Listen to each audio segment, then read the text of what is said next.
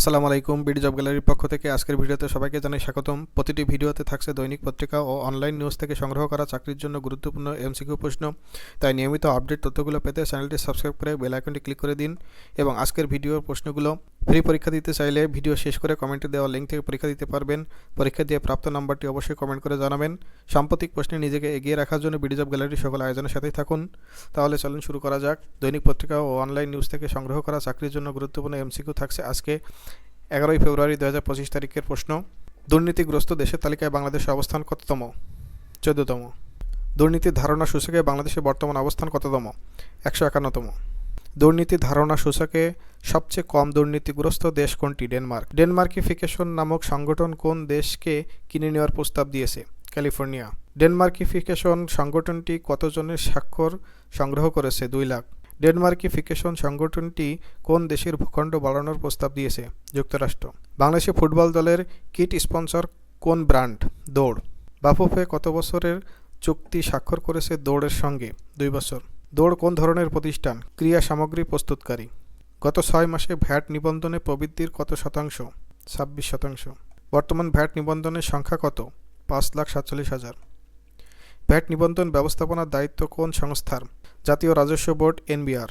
Tracey Jacobson কে ছিলেন? মার্কিন charge d' affaires. Tracy Jacobson কোন দেশের প্রতিনিধি? যুক্তরাষ্ট্র। প্রবাসী আয়ের শীর্ষে কোন জেলা? ঢাকা। প্রবাসী আয়ে দ্বিতীয় স্থানে কোন জেলা? চট্টগ্রাম। প্রবাসী আয়ের তথ্য প্রকাশ করেছে কোন সংস্থা? Bangladesh bank. Bangladesh clean air project এর আওতায় কোন শহরে বৈদ্যুতিক বাস চালানো হবে? ঢাকা। বাংলাদেশ ক্লিন এয়ার প্রজেক্টে অর্থায়ন করবে কোন সংস্থা? বিশ্বব্যাংক। বাংলাদেশ ক্লিন এয়ার প্রজেক্টে কত মিলিয়ন ডলার বরাদ্দ করা হয়েছে? 300 মিলিয়ন। 2024 সালে ভারতের ঘৃণাসূচক বক্তব্যের ঘটনা কত শতাংশ বেড়েছে? 74%। ঘৃণাসূচক বক্তব্যের ঘটনা নথিভুক্ত করেছে কোন সংস্থা? ইন্ডিয়া হেট ল্যাব। বঙ্গবন্ধু মডেল গ্রাম প্রকল্পের নতুন নাম সমবায় মডেল গ্রাম প্রতিষ্ঠা পাইলট। প্রকল্পটি কতটি গ্রামে বাস্তবায়ন করা হচ্ছে? 10টি। প্রকল্পটি বাস্তবায়ন করছে কোন সংস্থা? সমবায় অধিদপ্তর। সোহেলি আক্তার কত বছরের জন্য নিষিদ্ধ হয়েছে? 5 বছর। বাংলাদেশের নারী দলের স্পিনার সোহেলি আক্তার, তাকে 5 বছরের জন্য নিষিদ্ধ করা হয়েছে।